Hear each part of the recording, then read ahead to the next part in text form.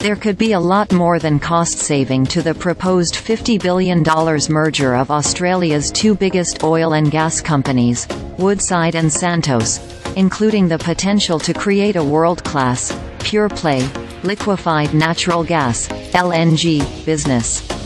The possible deal, which was confirmed by the companies yesterday after being reported here on Tuesday, follows two other $50 billion plus mergers in the U.S. oil industry. ExxonMobil's $59.5 billion acquisition of Pioneer Natural Resources and Chevron's $53 billion purchase of Hess started what is shaping up as a merger rush in an industry facing existential threats from governments keen to comply with climate change demands.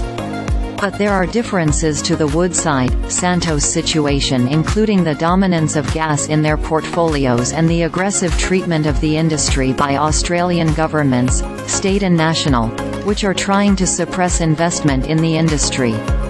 Both companies are tied up in lawfare fights with activists using legal loopholes to delay, or kill, major gas projects, with governments doing little to help unravel the problems it has helped create.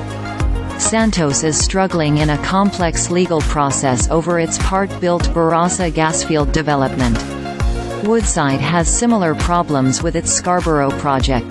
Both Barossa and Scarborough are likely to proceed, but the added costs and time delays will affect planning for future possible investment in Australia.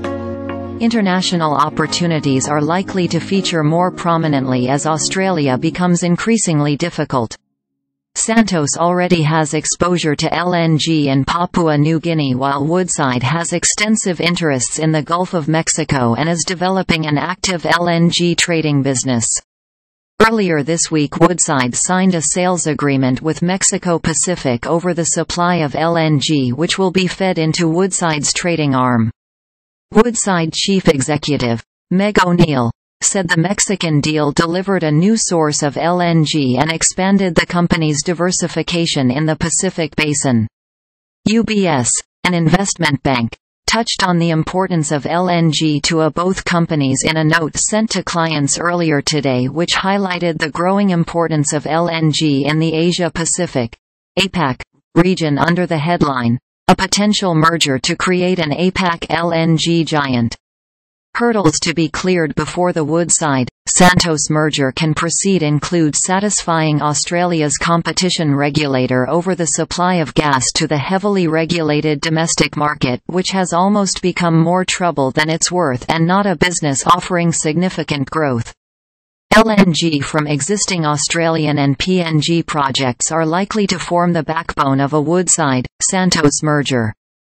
UBS listed 3 factors supporting a merger, including a clear path to self-fund energy transition, and the creation of value through savings from centralised operations.